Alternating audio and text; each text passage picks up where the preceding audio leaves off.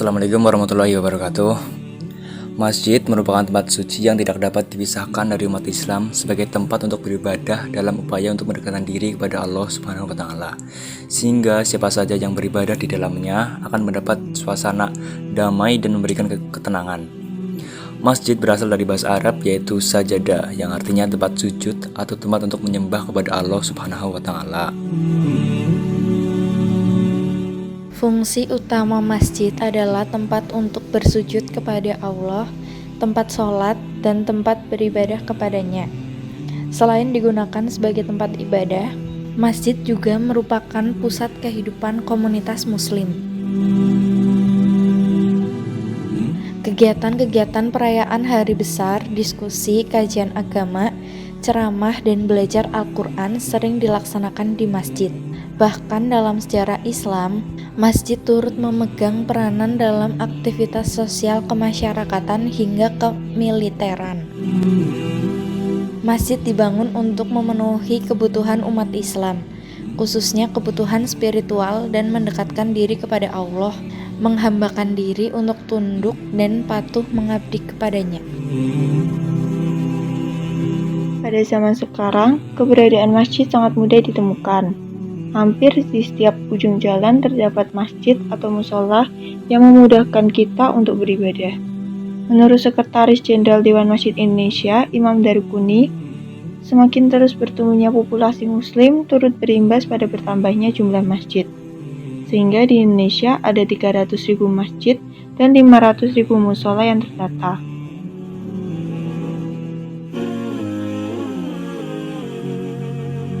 Namun sayang, seiring bertambahnya zaman, jumlah masjid tidak diimbangi dengan upaya untuk memakmurkannya. Berdasarkan survei yang diikuti oleh 30 responden, 90% dari total responden pernah ikut berpartisipasi dalam hal pembangunan atau perawatan masjid. Namun, hanya 36,6% responden yang selalu atau sering beribadah di masjid.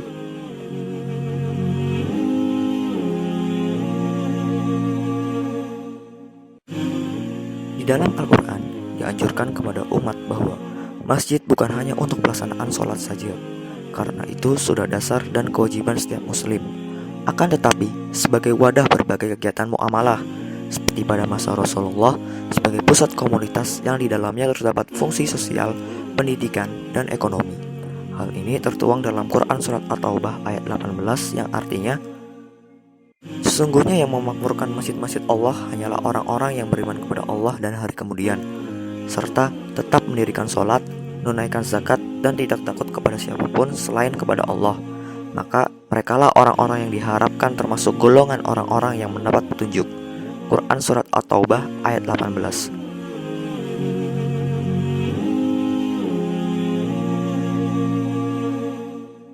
Pada era milenial sekarang, ada beberapa hal yang bisa dilakukan untuk memakmurkan masjid.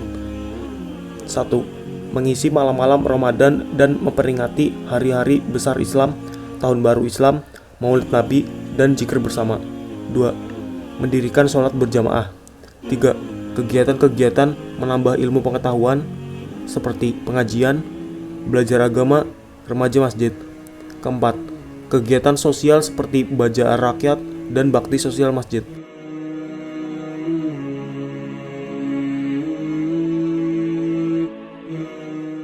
Berdasarkan survei yang diikuti oleh 30 responden, 80% dari total responden mengatakan bahwa masjid di sekitar tempat tinggal mereka selalu atau sering melaksanakan kegiatan-kegiatan seperti pengajian, pelatihan baca tulis Quran, dan lain-lain. Hal ini sangat bagus dikarenakan manajemen masjid telah mengambil langkah yang baik demi memakmurkan masjid.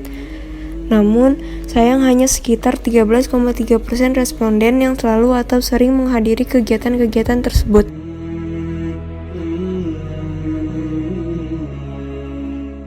Masjid tidak hanya perlu dimakmurkan oleh jamaah, tetapi juga harus mampu memakmurkan jamaah. Berdasarkan survei yang diikuti oleh 30 responden, 36,7% dari mereka mengatakan bahwa fasilitas masjid yang memadai dan kondisi infrastruktur masjid mempengaruhi kemampuan mereka untuk beribadah di masjid. Oleh karena itu, untuk menarik minat masyarakat dalam memakmurkan masjid, perlu diperhatikan juga dalam manajemen dan pengembangan masjid seperti penambahan fasilitas, memperindah infrastruktur, maupun perbaikan fisik jika sudah dianggap tidak layak. Selanjutnya, pihak masjid dapat bekerjasama dengan para jamaah dalam mengadakan kegiatan-kegiatan keagamaan sehingga masjid memiliki beberapa agenda bagi khalayak ramai.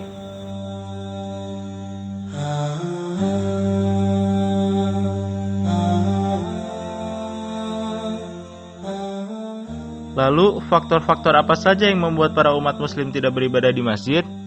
Berdasarkan survei, faktor-faktor yang mempengaruhi para responden untuk tidak beribadah di masjid yaitu 33,3% responden mengatakan jika jarak ke masjid yang jauh, 10% responden mengatakan bahwa akses ke masjid yang kurang memadai, 13,3% responden mengatakan bahwa fasilitas masjid yang kurang memadai, 16,7% responden mengatakan bahwa kondisi infrastruktur masjid yang kurang memadai, 43,3% responden mengatakan bahwa mereka malas untuk bergerak ke masjid, dan 46,6% responden mengatakan bahwa gangguan seperti hujan, sakit, kondisi keimanan, dan situasi yang kurang mendukung menjadi faktor yang membuat para responden untuk tidak beribadah di masjid.